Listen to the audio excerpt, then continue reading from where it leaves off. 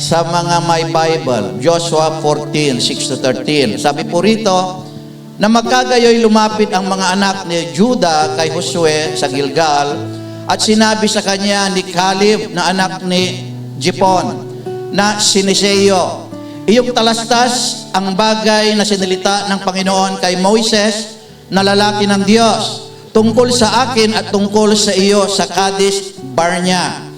Ako'y may 40 taon nang ako'y suguin ni Moises sa nalingkod ng Panginoon mula sa Kadesh Barnea upang tiktikan ang lupain at aking dinalahan ng sagot siya ng gaya ng nasa aking puso. Verse 8, gayunmay, pinapanglumo ng mga kapatid na kasama ko ang puso ng bayan, ngunit ako'y lubos na sumunod sa Panginoon kong Diyos. At si Moises ay sumumpa ng araw na iyon na nagsasabi tunay na ang lupain na tinutungtungan ng iyong paa ay magiging isang mana sa iyo at sa iyong mga anak magpakailanman sapagkat sumunod kang lubos sa Panginoon kong Diyos. Verse 10, at ngayon narito, iningatan akong buhay ng Panginoon gaya ng aking sinilita noong 45 taon mula ng panahon ng salitain ng Panginoon ang salitang ito kay Moises.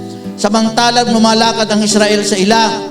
At ngayon narito, sa araw nito, ako'y may 85 taon na. Gayon may malakas pa ako sa araw na ito, na gaya ng araw ng suguin ako ni Moises. Kung paano nga ang lakas ko noon, ay gayon ang lakas ko ngayon. Sa pakikipagdigma at gayon din sa pakikipaglalabas, pumasok. Ngayon nga, ibigay mo sa akin ang lupaing maburol na ito na sinalita ng Panginoon ng araw na iyon. Sapagkat iyong nabalitaan ng araw na iyon kung paanong nariyan ang mga anaseyo at mga bayang malalaki at napukutaan. Marahil ay sa akin ang Panginoon at aking silang maitataboy na gaya ng sanilita ng Panginoon. At binasbasan siya ni Josue at kanyang ibinigay ang Hebron kay Caleb na anak ni Jepon na pinaka-ari niya. Okay, basbasan ng Diyos ang kanyang salita, pwede na po tayong umupo. Okay, so ang pag-aaralan po natin, kaya natin to sa tulong ng Diyos. Pwede ba sabihin po natin po lahat? Sa tulong ng Diyos. Okay, kaya natin to sa tulong ng Diyos. Kapag sinabing kaya natin to sa wikang Tagalog, hindi po ba kapag ang isang tao ay nakakaharap sa mabigat na problema o may pinagdaraan ng problema at yung isang organization, halimbawa ay umakaharap sa isang problema, sinasabi nila, kaya natin to, kaya natin isolve to. O kaya naman makikipagsalin sila sa contest at sa paningin nila, yung kanilang mga kalaban ay tila baga napakalakas, napakamalalaki, sa sinasabi po ng mga tao, kaya natin to, para i-inspired yung kanilang sarili. Okay? Para sila'y lumaban. Tama po ba? Okay? At gayon po rin, okay? Kapag may matinding pagsubok po na kinakaharap, sinasabi po natin, kaya natin po ito. Sa isang komersyal, noon, ito'y isang inumin na malakas, strong drink. Okay, alam nyo po siguro ito, yung iba nakakaalam sa commercial po na ito. Doon po sa huli, kasi matapang po yung strong drink po na yon, sabi po nung lalaki, kaya natin to. Okay? At si Ogie Alcacid, pagkatapos po ng undoy na bagyo at saka bagyong Piping, ay siya po ay nagsulat po ng isang kanta ng title, Pilipinas, kaya natin to, o Pilipino, kaya natin to. Kasi nga, grabe po yung idinulot po ng undoy, ng bagyong undoy at bagyong Piping. Ibig sabihin, Pilipinas, kaya natin tong bumangon. So ito po isang encouragement, kaya natin to. Ngunit bilang mga anak ng Diyos, hindi lang po natin po basta-basta sinasabing kaya natin to, kasi alam po natin na kapag wala si Jesus Christ po sa atin, hindi po natin makakayanan. Amen? So ito isang inspirasyon, maganda po yon. Sabihin po natin, Ngunit bilang mga Kristiyano, ilakip po natin po ang Diyos. Sabihin po natin, kaya natin to sa tulong po ng Diyos. Bakit ko sinabi? John 15:5, sabi po kasi ng Panginoon, sapagkat kung kayo'y hiwalay sa akin, ay wala kayong magagawa. When it comes to our spiritual battle, kailangan kasama po natin po parati po ang Diyos. Pagdating po sa buhay po ng Kristiyano, they are in a spiritual battle, whether we like it or not, we are in a spiritual battle. Kasi po nung tinanggap po natin ang Panginoong Jesucristo, nandun na po yung pangalan po natin doon sa buhay na walang hanggan. May book of life at ang pangalan po natin ay isinulat po doon sa book of life. Kaya alam po ng dyablo na kalaban niya po tayo kasi po we are now in the side of our God. Yung kalaban niya, we are now in the side of God. When we were baptized, when we were buried in the name of our Lord Jesus Christ, nakatatak yung pangalan po ng Panginoong Jesucristo sa atin. Galit na galit po yung dyablo. Kaya nga, we have a battle. At ang kalaban po natin ay ang dyablo. Pero sisiguruhin ko po sa inyo, kayang-kaya po natin po siya. Kayang-kaya po natin ang battle po na ito. Okay, andyan pa po ba tayo? So, yun po yun. We must include Jesus Christ in our life because we are already children of God. Okay? Kaya natin to sa pangalan ng Panginoong Jesucristo. At nung unang kapanahunan ay ganun po rin po sila. There was a race chosen by God, which are the Israelites. Ito po yung mga Israelites. Now, we are now the spiritual Israelites. Galatians 3 verse 28. There is no longer Jew, nor Gentiles, male or female, slaves or free men, but we are all one in the name of our Lord Jesus Christ, and we are now the spiritual Israelites, or ibig sabihin, we are now the children of God, hindi lang na lang po sila. Nauunawahan po natin. Pero noong unang kapanahunan, the children of God have so many battles. At yan po, pag-aaralan po natin po ay si Caleb. Okay? Sa ating text, makikita po natin na si Caleb sa kanyang edad na 85 years old. 85 years old po siya. Nung isinugo po sila, one tribe, one representative for every tribe. 12 lipi po ng Israel. Okay? 12 lipi, isang representative sa bawat isang tribo. So, ilan po yon? 12 tao, 12 representative. Sabi, tiktikan ninyo yung Kanaan na ibibigay ko sa inyo. Sino magbibigay? Ang Diyos. They will be blessed. God will give them the promised land. Okay? Ibibigay sa kanila yung lupang pangako. Ang Diyos ang magbibigay po sa kanila.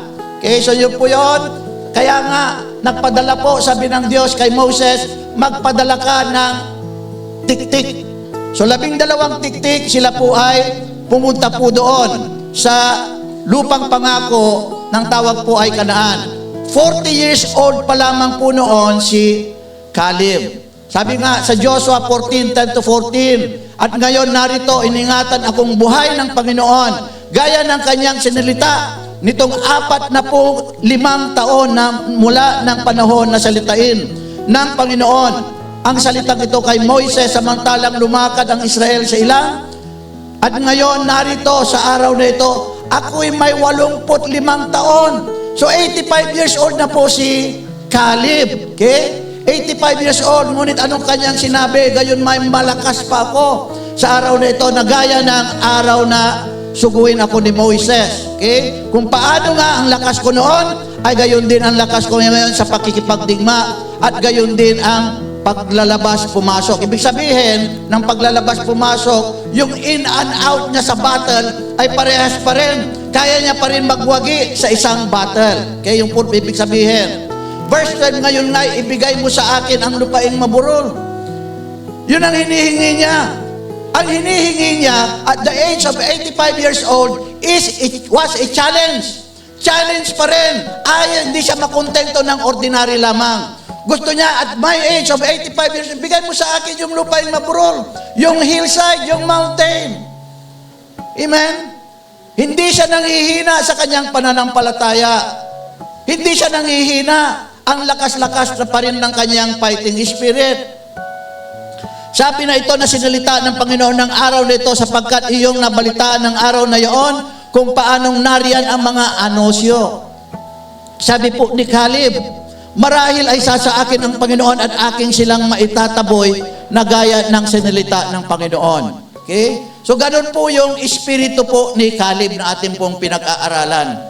Ang lakas ng kanyang fighting spirit, kahit na napakalaki na ng kanyang kinakaharap, napakalaki, mga giants po yung kanilang mga kalaban. Sabi niya, kayang-kaya pa rin niya. Ibigay mo sa akin. Mababasa po natin sa Numbers chapter 13, yung kwento na kung saan ipinadala po ni Moises yung 12 spies o 13 tiktik.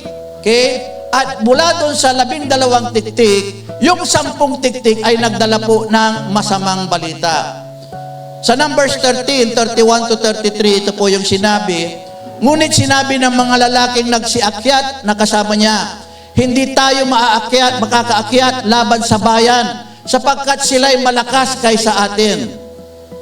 At sila'y nagdala ng masamang balita tungkol sa lupain kanilang tiniktikan sa mga anak ni Israel na sinasabi, ang lupain na aming pinaroonan upang tiktikan ay isang lupain kinakain ang mga tumatahan doon. Amen?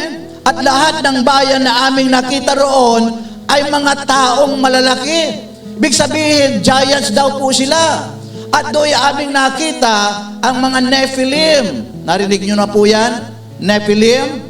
Ang mga anak na mula sa mga anak ni Nephilim. At kami sa aming sariling paningin ay naging mga parang balang. At gayon din kami sa kanilang paningin. So bakit naging masamang balita? Yung kanilang daladala.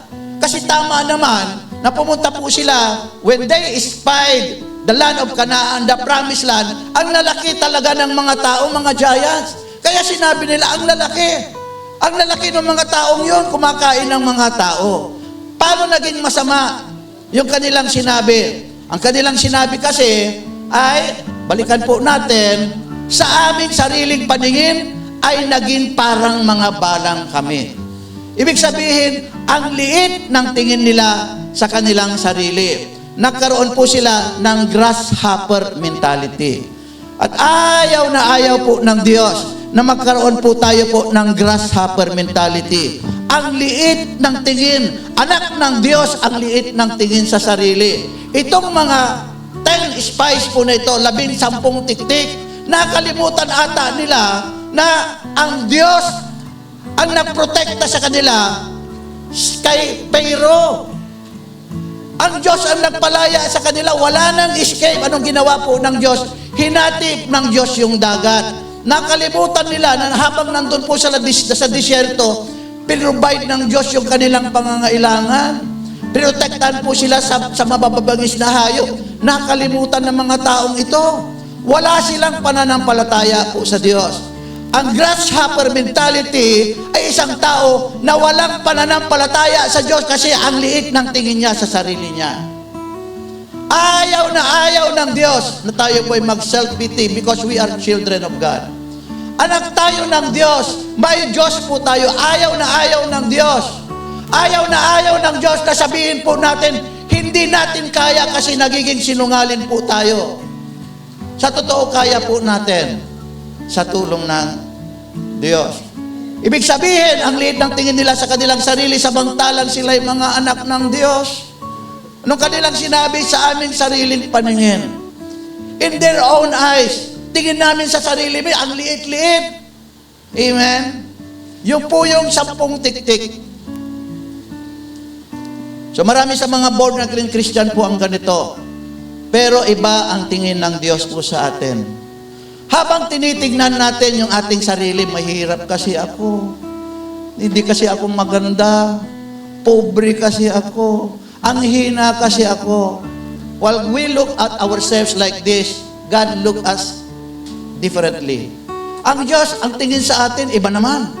Amen? Ano kaya ang tingin ng Diyos? How do God sees us? Paano ba tayo tinitingnan ng Diyos? Mga anak ng Diyos, how do God sees us? Mga anak ng Diyos, how do God sees us? Amen? Paano tayo tinitingnan ng Diyos? Number one, He sees us as an overcomer of sin. Tinitingnan niya tayo as an overcomer of sin. We are washed and cleansed by the blood of Jesus Christ, and He has given us power to overcome sin. Sabi Acts 1:8, and you shall receive power after the Holy Ghost shall come upon you. You have received Jesus Christ, the most powerful spirit or person that live here on earth.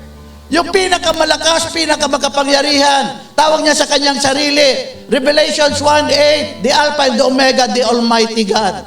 Nandito siya sa ating puso. Tapos tinitingnan natin po yung sarili po natin, hindi natin kaya. Kaya natin, we can overcome sin. Sinasabi lang po natin, we cannot overcome, hindi ko kaya. At kung minsan sinasabi natin sa sarili natin, masama akong tao. Samantalang nilinisan na po tayo po ng Diyos.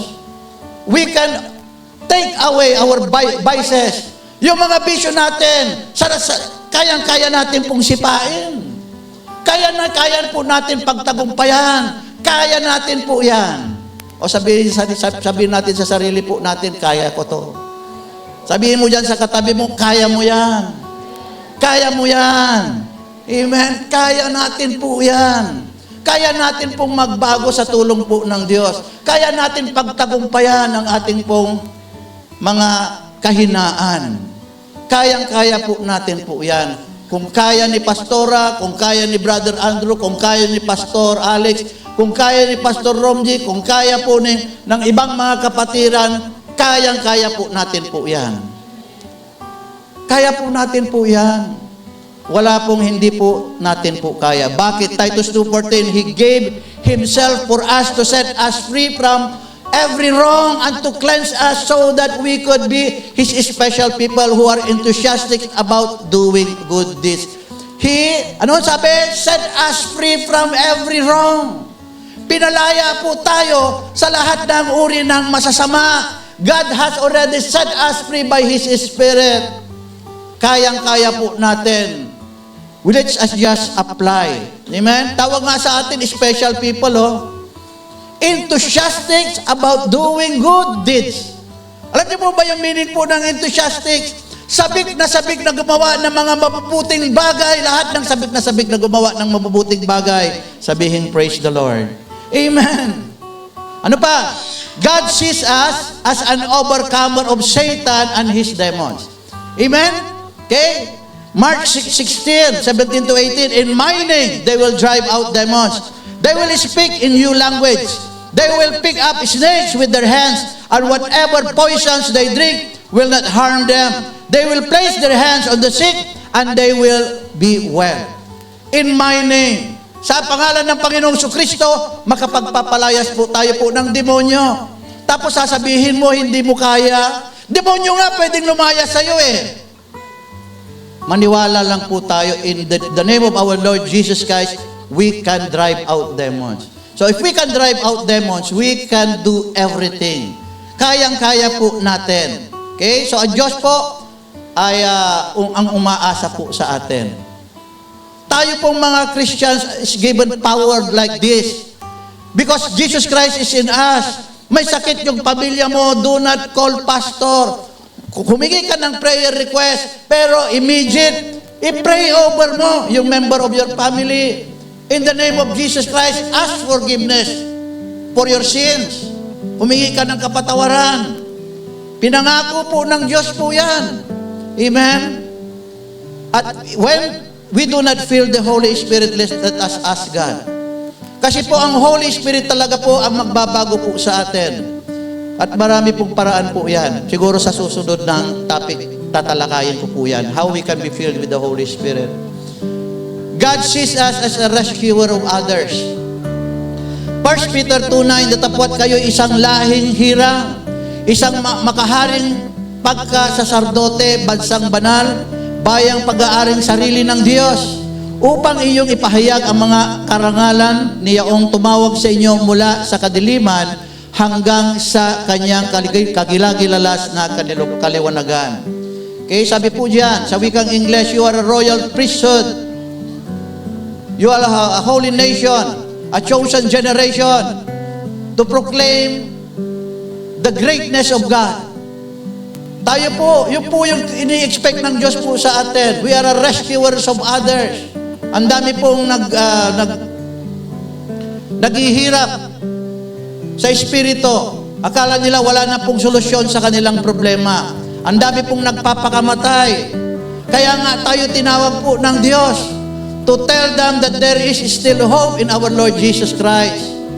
Tapos tayo mismo, pakiramdam po natin, kawawa po tayo. How can God expects us to be rescuer? Paano ang Diyos i-expect po tayo na tagapagligtas din po ng iba?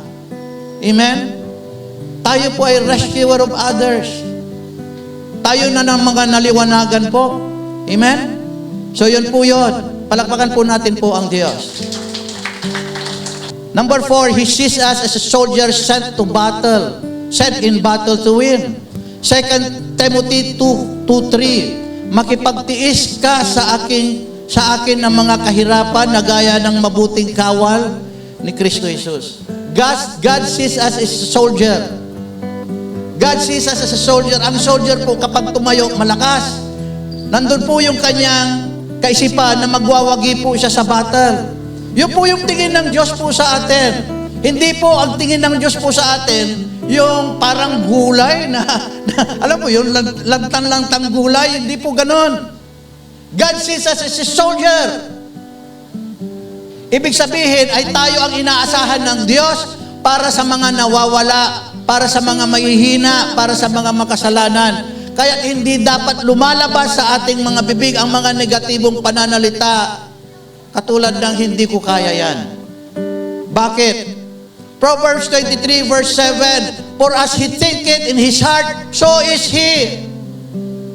As you think in your heart, ganun ka. Sinabi mo sa iyong sarili, kasi kawawa naman ako, kasi wala naman akong alam. Magiging ganun ka nga. Because that is what you look at yourself. Ganun kasi ang tingin mo sa sarili mo, maliit. Yan o, nasa Biblia. For as he thinketh in his heart, so is he.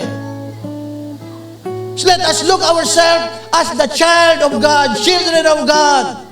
Tagapagmana ng buhay na walang hanggan.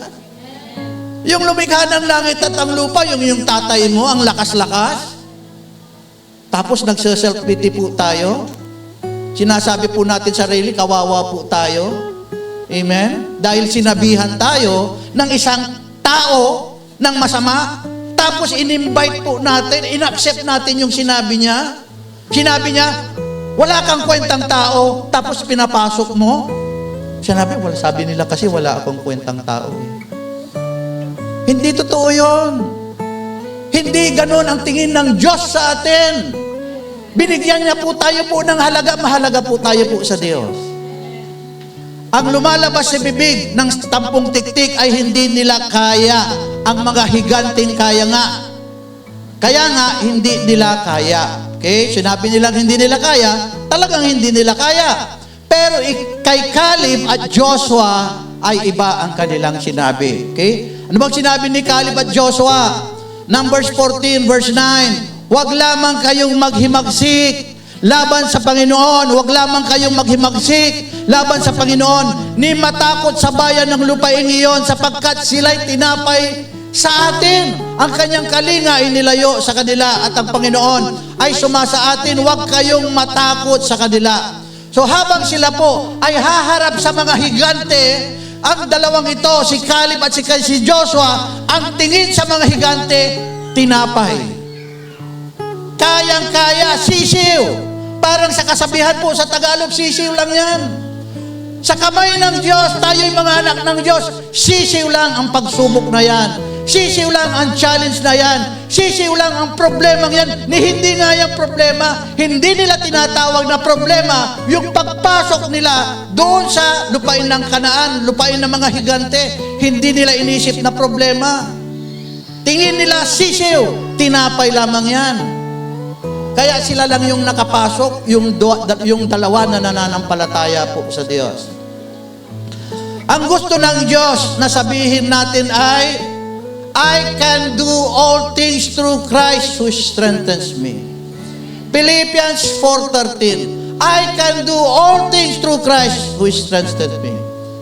Bakit sa tingin ninyo, ang liit ng tingin sa sarili ng 10 tiktik?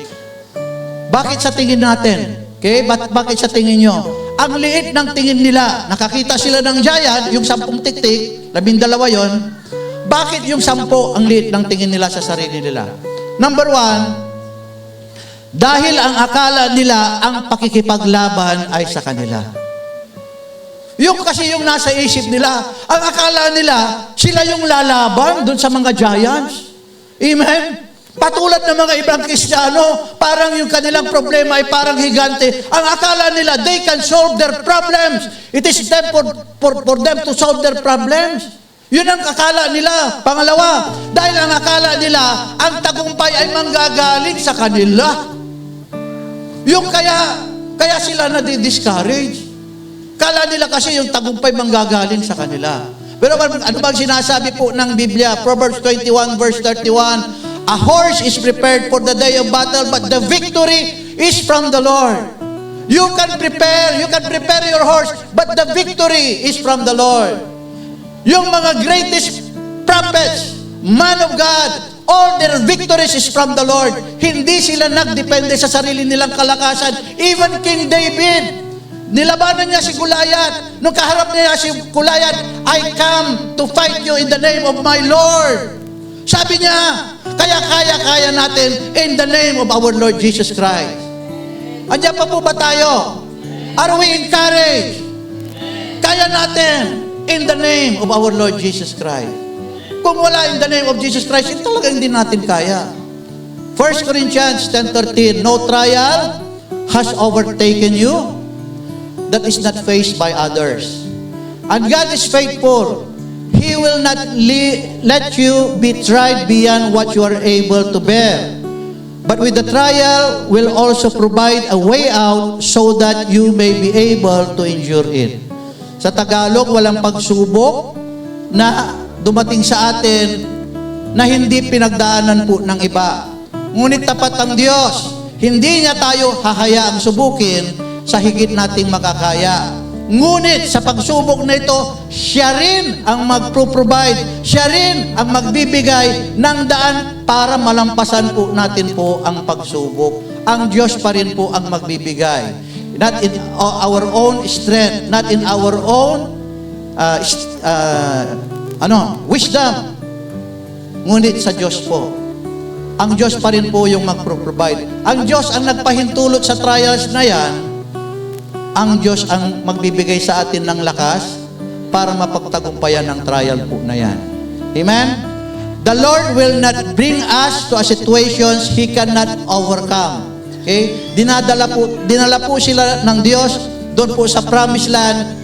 Ang love ng Diyos na nandun po yung mga higante na kanilang kakaharapin. Ngunit ang Diyos pa rin ang nagbigay po sa kanila ng tagumpay. Amen? So ano pa? Malapit na po tayo. Mga higanting problema man ang ating kinakahirap, tinapay lamang yan sa mga anak ng Diyos. Tinapay lamang, kayang-kaya natin talunin ang mga kaaway na nagbibigay ng problema sa atin sa tulong po ng Diyos. Ano ang problema? O ano yung kinakaharap natin pagsubok sa ngayon? Kayang-kaya po ng Diyos po yan. Sa tulong ng Diyos, kayang-kaya natin sa tulong ng Diyos. Let us ask the help of God. Conclusion. Okay, basahin po natin po lahat. Sabihin sa ating sarili,